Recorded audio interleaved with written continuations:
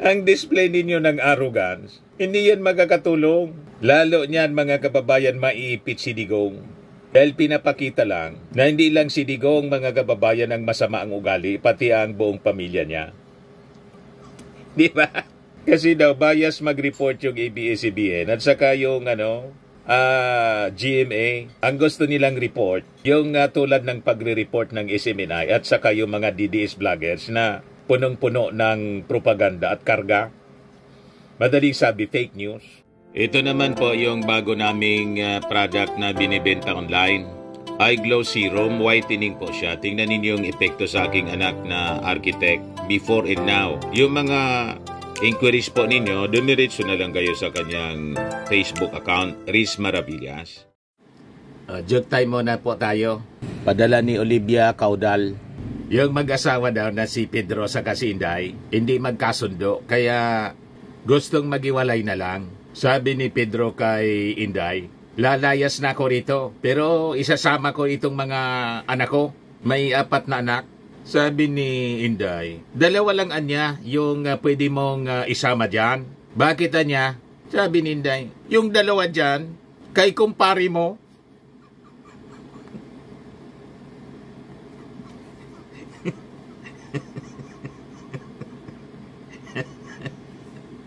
Basag si Pedro.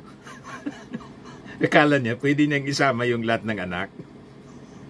2 lang pala. Yung 2, hindi kanya, kay kumpari niya. Huwag gagayahin, mga may asawa. Joke lang po ito. Nirevise ko na lang yung kwento ni Olivia Caudal para maging katawa-tawa. Matik na. 200 pesos, pakipadala na lang ng GCash po ninyo, GCash number. Kasali ka na rin sa monthly raffle, 5,000 yung cash prize. Yung hindi mabobonot, sa December, grand prize, kasali pa rin po kayo. Ito, marami-rami na po, 10,000 po yung cash prize natin.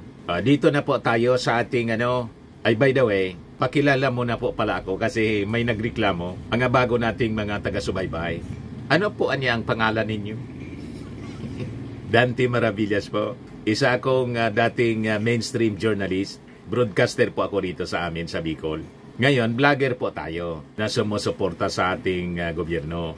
Pakiusap natin sa mga Marcos supporters. Like and share ninyo po yung ating video. And kung hindi pa po kayo nakasubscribe, click subscribe po and hit the notification bell para lagi po kayong updated sa mga kaganapan dito sa ating bansa. Yung mga mabubuting balita, hindi yung mga intriga. Saka para iwas fake news po tayo. Tama po? Dito tayo sa ating kwento.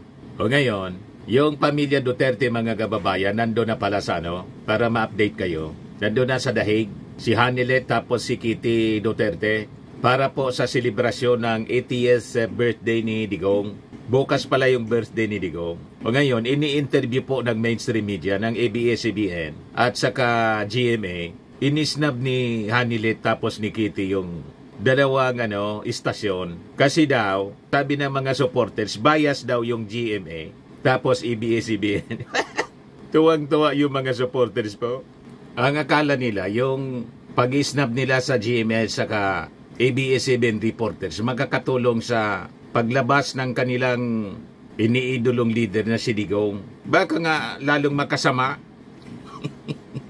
Kasi pinapakita lang doon mga kababayan yung behavior ng pamilya Duterte. Talaga niyang masama yung ugali. Ito po, GMA at ABS-CBN na reported deadma ni Miss Kitty at Hanilet. I-play natin ito. Tuwang-tuwa sila, yung mga DDS. Magandang tanghali po. First attempt pa niya. Mission failed, mission failed. Mission failed, mission failed niya. Good afternoon, ma'am. Yan o, umiiwas o. Second attempt. Mission failed, mission failed. Tuwang-tuwa sila.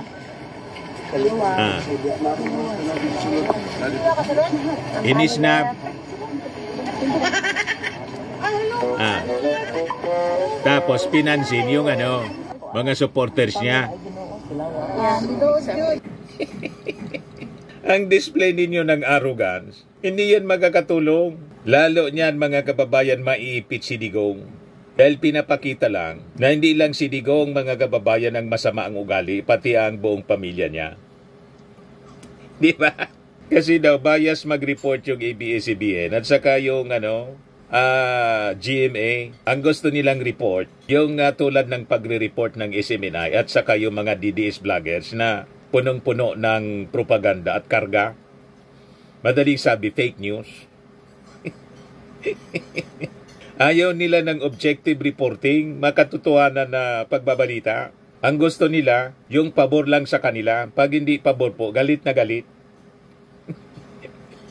Ganon sila mga kababayan. O ngayon, si Sara Duterte, sa interview mga kababayan, nagsabi na kinoconsider nila na mag-apply for free legal services. Ay hindi, yung legal aid pala. So hihingi sila ng legal aid sa ICC. Ngayon, ito na po yung balita. Parang napasama tuloy. Kasi siyempre, yung ICC, halimbawa mag-apply sila for legal aid, iimbestigahan yung financial status nila. Kung tama ba na bigyan ng tulong, parang yung dito din sa atin. Pag hingi ka ng ayuda, dapat qualified ka na maghingi ng ayuda. Kahit sa DSWD. So iba background check, parang napasama tuloy. Bakit niya Mr. Maravillas? Talaga sigurong minamalas ang mga Duterte? Ito kasi yung balita ngayon, ICC to probe Duterte's wealth if he is qualified for legal aid. Yan tuloy. Mag-iimbestiga na ng kayamanan ng mga Duterte, yung ICC. Nung isang araw pa naman mga kababayan, may lumabas na mga balita na kinukonsider ng ICC ang pag-freeze sa mga assets po ni Digong. Yan po, lumabas noong March 22, freeze of Duterte's assets under study. Yan Earlier this week, Presidential Communications Office Under Secretary Claire Castro said that the AMLAC would determine its course of action if the ICC request a freeze on Duterte's assets. Pero kahapon, sabi po ng Palasyo Malacanang, Palace inclined to reject ICC freeze order on Duterte assets but to let AMLAC decide. When it comes to the alleged incoming freeze order to be issued by the ICC, there is no commitment on our part. On the part of the administration if we will comply with any order issued by the ICC, considering that the ICC as of the moment has no jurisdiction over the Philippines, sabi po ni Jose Castro. Pero sabi ng Malacanang, they will leave it up to the courts to decide if Duterte's benefits as former leader would be forfeited should he be handed a guilty verdict. So parang napasama patuloy. Sabi nga natin, di ba may matandang kasabihan? More talk, more mistakes. No talk, no mistake. Sige, daldal nila. Daldal ng daldal. Pati yung mga plano. Diba? Malamang sa malamang may humarang po. Siyempre sa prosecution side. Ang harang, hindi man na niya yan qualified. Napakayaman na niya ng mga Duterte. Nakita mo niya yung anak na si Kitty. Yung alahas lang, 400,000 pesos. May nag-post po. Ayan pinost ng for the first couple. More than, sabi dyan, more than 400,000 pesos lang naman yung necklace. Mayaman naman si mama. Sabi dito. Kitty's 7,800 US dollars necklace. Yan ipinakita mga kababayan. Kumakalat ito sa social media. Viral. Malamang mabasa ng mga judges ng ICC. Diba? Malamang itagpo. At yung application for legal aid ay reject. Ma-reject mga kababayan. Ayan ICC to probe Duterte's wealth if he's qualified for legal aid. Sabi mga kababayan ng ICC spokesman na si Fadi El Abdallah, only the ICC judges can declare if the former president cannot afford to cover his counsel's fees so he can avail of the ICC's legal aid program. So normally, there is a financial investigation about the assets and financial resources that a suspect has before deciding whether the cost of his or her defense should be taken over by the court or not. Vice President Sara Duterte earlier shared that their family is mulling the possibility of applying for the ICC's legal aid program to cover her father's legal fees, which could run up to millions of pesos. So malamang sa malamang mga kababayan ma-disapprove kasi hindi man niya kayo mahirap.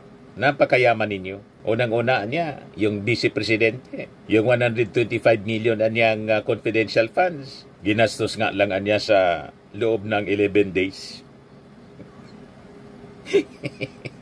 Iisipin na nakaipon na. In all, mga kababayan, yung tawag dito, confidential funds na under question, 612 million lahat yun.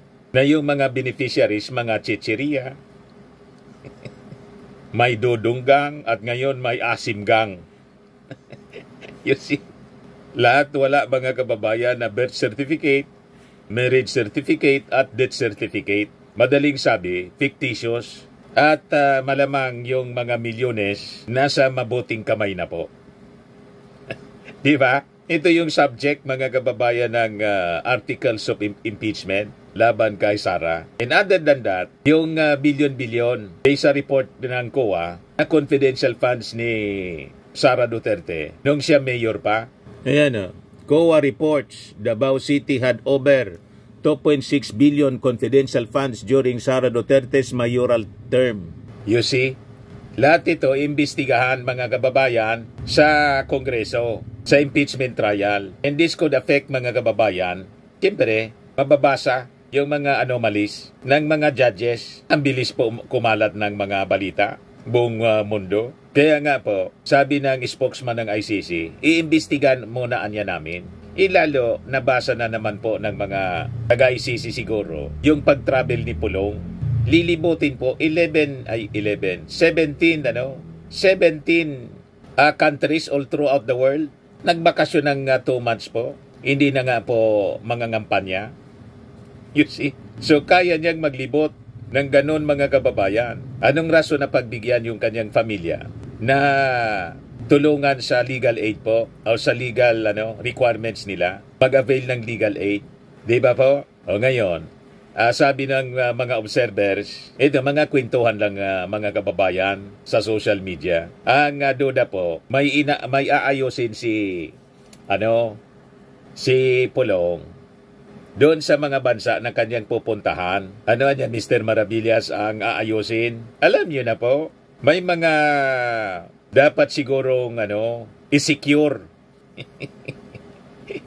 Di ba? Yun ang mga duda, mga kababayan, sa biglang pag-travel ni Pulong. Other than yung unang mga lumitaw na balita at mga haka-haka na baka niya naganap na ng bansa kung saan pwede silang mag-seek ng asylum. But anyway, mga kwentuhan pa man lang yan. Lalabas at lalabas kung ano ang kwentong totoo sa mga susunod na araw. Kasi nga po, sabi nga, nothing concealed which shall not be revealed. Sabi yan sa Bible, or hidden which shall not be made known. Tama pa? O ito, mga kababayan, i-share ko sa inyo ang sinabi po ni Congressman Conggon. Paano ba nagsimula ang lahat? Shinare po ito ng mga Marcos Defenders Worldwide Unlimited. Yan Bong Ramon. Pakinggan ninyo mga kababayan. Tama yung sinasabi ni Congressman Conggon. Nagsimula lang naman lahat ng kaguluhan na ito noong mangarap ang ating Vice Presidente na maging presidente ng maaga. Noong mangarap ang former president na paupuin yung kanyang anak na maging presidente kaagad. Doon naman nagsimula lahat ng ito. Nakita naman natin ang ating presidente, si Presidente BBM, napakamahinahon na leader, napakamahinahon na tao dahil yan yung kanyang personalidad. Hindi pumapatol sa kahit anumang usapin na tingin niya makakasakit, no, sa ekonomiya ng ating bansa. Nakita naman natin ang pagtatrabaho ng ating presidente kasama ng ating speaker. Wala silang ibang gustong mangyari kundi umangat, no, ang kabuhayan ng ating mamamayan. Kung wala lang sanang maagang nag-ambisyon, yan ang sinasabi natin, na maging presidente, tahimik na, no? So, yung mga nangyayaring usapin na ito ngayon, alam naman natin pare-parehas kung ano yung pinagmulan, no? Bullseye po. Baka niya, Mr. Maravillas, napakinggan yung mga discussions mo. Hindi naman po siguro. Alam nila kung ano ang dahilan.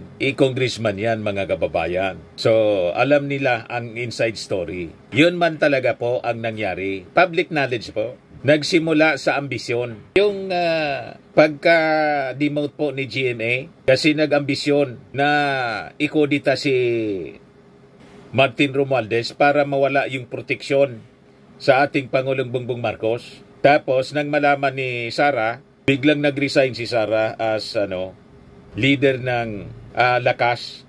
Doon nagsimula, mga kababayan, yung bangayan sa politika. Sila yung nagsimula, madaling sabi. Dahil sa ambisyon. Ambisyon sa politika na ayaw na po na patapusin yung ating Pangulo. Nangarap agad na umupo. You see, malinaw po dito sa kwento ni Congressman Kunggon.